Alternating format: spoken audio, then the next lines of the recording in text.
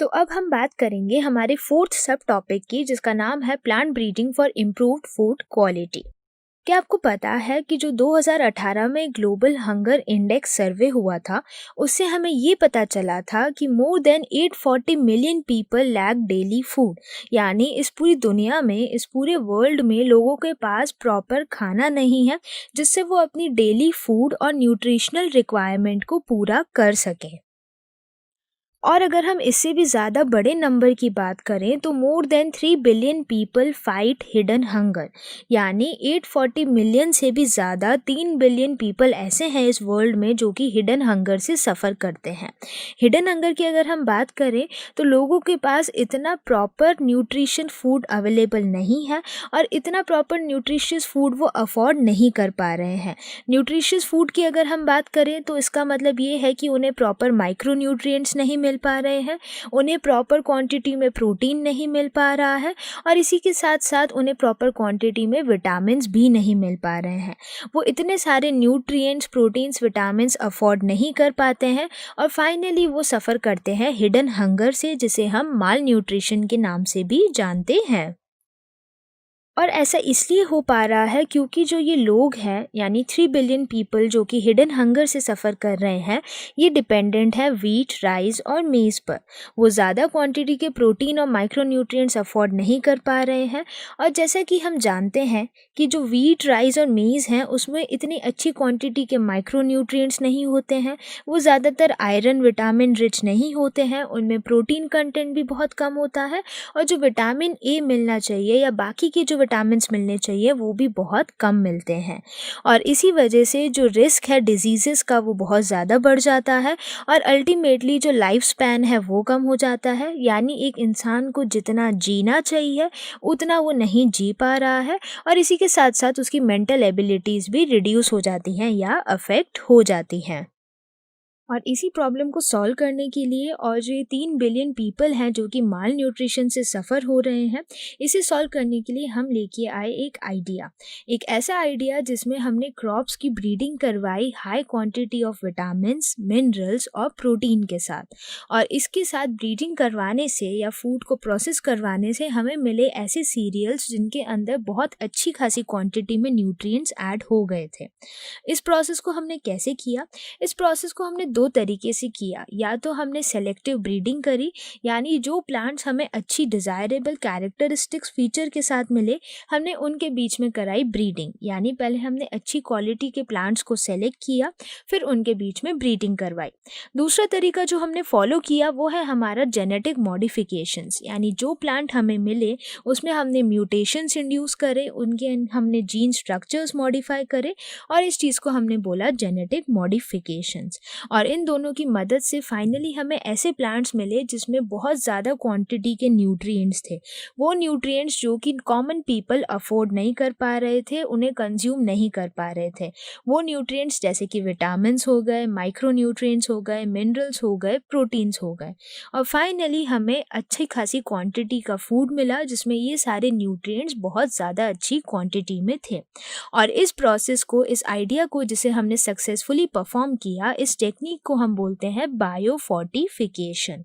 तो बायोफोर्टिफिकेशन एक ऐसा प्रोसेस है जिसमें हम प्लांट्स की ब्रीडिंग करवाते हैं, लेकिन ब्रीडिंग हम करवा रहे हैं कुछ अच्छे खासे विटामिन्स, मिनरल्स, ज़्यादा क्वांटिटी ऑफ प्रोटीन और अच्छी क्वांटिटी फैट्स के साथ, ताकि जो लोग हैं वो माल न्यूट्रिशन से या हिडन हंगर से सफ़र ना हो। तो हम जो ये ब्रीडिंग की बात कर रहे हैं, तो हमारे ब्रीडिंग ऑब्जेक्टिव्स क्या हैं जिससे हम इम्प्रूव न्यूट्रिशनल क्वालिटीज़ डेवलप कर सकते हैं, या जो हम बायोफोर्टिफिकेशन करवा रहे हैं उसके लिए हमारे क्या क्या गोल्स और ऑब्जेक्टिव्स हैं। तो जैसा कि हमने अभी सीखा है, सबसे पहले हम चाहते हैं कि जो फूड है वो प्रोटीन कंटेंट और क्वालिटी में बहुत अच्छा हो, ताकि जो हमारे लोग हैं वो माल न्यूट्रिशन यानी प्रोटीन माल न्यूट्रिशन या डिजीज़ेज से सफ़र ना हो। दूसरी तरफ हम चाहते हैं कि जो फूड है उसके अंदर जो ऑयल कंटेंट है या क्वालिटी है वो भी डेफिनेटली बहुत अच्छा हो। इसी के साथ साथ हम चाहते हैं कि जो उसके अंदर विटामिन्स हैं वो बहुत ज़्यादा बेटर हो।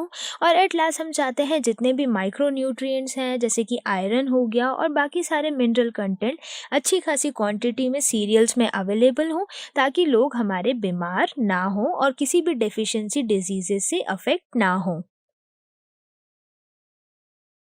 तो बायोफोर्टिफिकेशन को हमने सक्सेसफुली परफॉर्म किया था इन द ईयर 2000, जब हमने मेज़ प्लांट की बायोफोर्टिफाइड वैरायटी डेवलप की थी। जो हमारा मेज़ प्लांट है उसके अंदर हमने बायोफोर्टिफिकेशन करके उसकी अमीनो एसिड कंटेंट को इंक्रीज़ किया था। वहीं अगर हम इसे कंपेयर करें नेटिव मेज़ के साथ, तो जो अमीनो एसिड फोर्टिफाइड मेज़ था उसमें हम बात करें जो अमीनो एसिड थे, स्पेसिफिकली 2 अमीनो एसिड्स जैसे कि लाइसिन और ट्रिप्टोफैन, वो 2 टाइम्स ज़्यादा थे as compared to the native maize, जिसमें अमीनो एसिड कंटेंट उनसे जस्ट आधा था। और ये पॉसिबल हो पाया था सिर्फ और सिर्फ हमारे बायोफोर्टिफिकेशन की मदद से। तो सक्सेसफुली इन द ईयर 2000 हमने मेज़ की एक बहुत अच्छी वैरायटी डेवलप की थी, जिसमें हमने प्रोटीन कंटेंट को जस्ट डबल कर दिया था हमारी नेटिव यानी ओरिजिनल मेज़ की वैरायटी के साथ। और इसी तरीके से हमने मेज़ के साथ साथ वीट की भी एक बहुत अच्छी बायोफोर्टिफाइड वैरायटी डेवलप की थी। हमारे पास एक वीट वैरायटी अवेलेबल थी जिसका नाम है एटलस 66। ये एटलस 66 बहुत ज़्यादा प्रोटीन कंटेंट में रिच थी। तो हमने इस एटलस 66 वीट वैरायटी को क्रॉस करवाया था या ब्रीड करवाया था हमारी नेटिव वीट वैरायटी के साथ। और जब हमने इसे नेटिव वीट वैरायटी के साथ क्रॉस करवाया तो फाइनली हमें एक बायोफोर्टिफाइड वीट मिला, जिसके अंदर एटलस 66 जितना ही प्रोटीन कंटेंट था। यानी हमारी जो वीट की क्वालिटी है, जो नेटिव या ओरिजिनल वीट हमें मिल रहा था, उसमें प्रोटीन कंटेंट बहुत अच्छा हो गया था। तो हमने मेज़ की बायोफोर्टिफाइड वैरायटी देखी, हमने वीट की बायोफोर्टिफाइड वैरायटी देखी। अब हम बात करेंगे राइस की बायोफोर्टिफाइड वैरायटी के बारे में। तो हमने जो राइस प्लांट है उसके अंदर आयरन कंटेंट बहुत ज़्यादा इंक्रीज़ किया था। आयरन कंटेंट को हमने जब कंपेयर किया नेटिव राइस से, तो हमने ये देखा कि जो आयरन फोर्टिफाइड राइस है उसमें 5 टाइम्स ज़्यादा आयरन मिला एज़ कम्पेयर टू हमारा नॉर्मल नेटिव राइस, जिसके अंदर जो आयरन था, जो माइक्रोन्यूट्रिएंट था, वो बहुत कम था। तो इसी वजह से हमने बायोफोर्टिफिकेशन की मदद से जो आयरन फोर्टिफाइड राइस है वो डेवलप किया।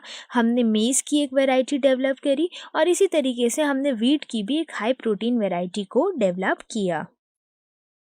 और इसी के साथ साथ अगर हम बात करें हमारे इंडियन एग्रीकल्चरल रिसर्च इंस्टीट्यूट में, जो कि न्यू दिल्ली में सिचुएटेड है, उसने भी बहुत सारी वेजिटेबल क्रॉप्स की बायोफोर्टिफाइड वैरायटीज़ डेवलप की थी। जैसे हम बात करें कैरेट यानी गाजर की, हम बात करें पालक यानी स्पिनच की, और हम बात करें पम्पकिन यानी कद्दू की। ये तीनों वैरायटीज़ हमारी विटामिन ए फोर्टिफाइड वेजिटेबल्स थी। यानी जो इंडियन एग्रीकल्चरल रिसर्च इंस्टीट्यूट है उसने vitamin A rich biofortified vegetables develop की थी।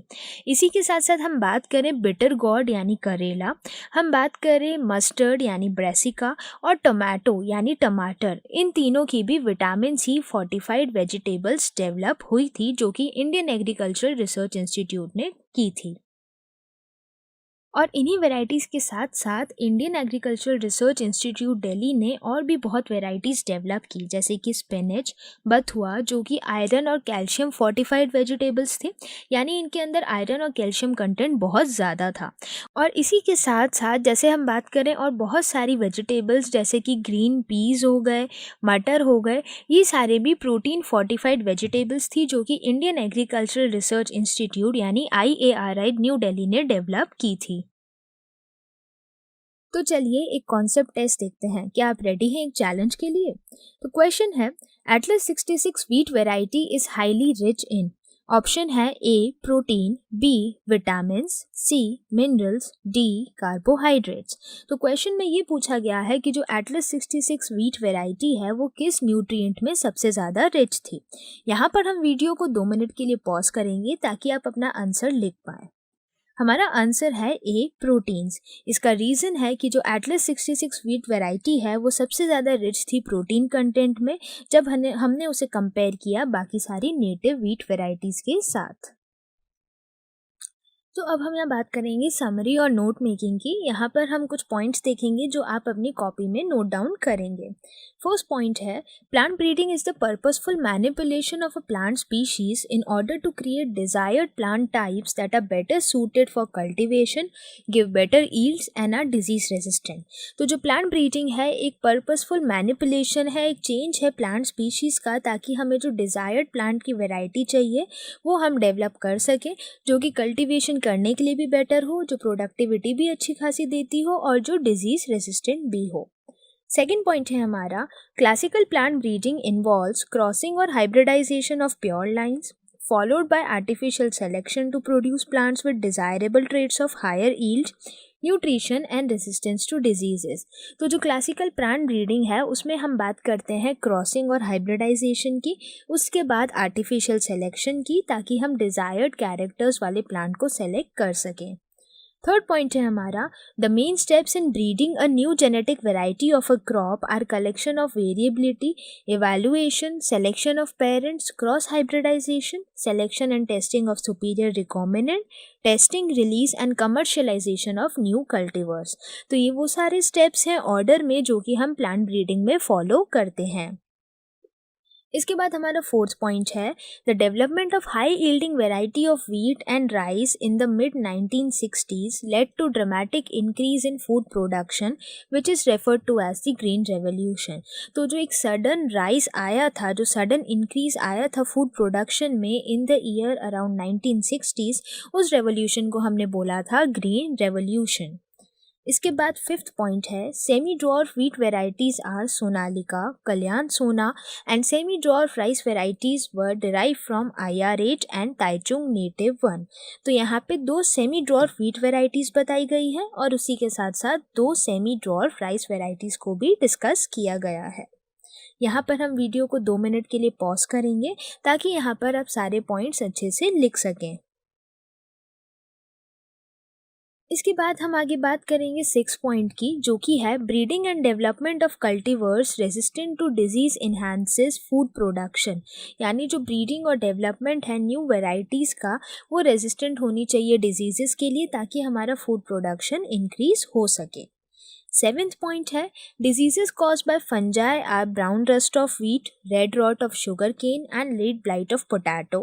जो बैक्टीरिया से कॉज हो रही है वो है black rot of crucifers and by viruses are tobacco mosaic and turnip mosaic etcetera. हमारा 8th पॉइंट है, mutation is the process by which genetic variations are created through changes in the base sequence within the jeans which result in the creation of a new character और trait not found in the parental type. तो mutation एक ऐसा process है जिसमें हम genetic changes develop कर रहे हैं, उसके बेस सीक्वेंस को चेंज करते जा रहे हैं और अल्टीमेटली एक नया कैरेक्टर डेवलप कर रहे हैं जो कि हमें पेरेंट टाइप में नहीं मिलता है। 9th पॉइंट है हमारा, insect resistance in the host crop plants may be due to morphological, biochemical and physiological characteristics. और लास्ट पॉइंट है, biofortification is breeding crops with higher level of vitamins and minerals और higher protein and healthier fats and it is the most practical means to improve the public health. यहाँ पर हम video को 5 minute के लिए pause करेंगे ताकि आप ये पॉइंट्स आसानी से अपने कॉपी में लिख पाएँ। ये कुछ रेफरेंस क्वेश्चंस हैं जो कि आपको करने हैं प्रैक्टिस के लिए। NCERT का question number 7th and 8th और वर्कबुक का क्वेश्चन नंबर 3, 4, 6 क्वेश्चन का 3rd part and 9th question.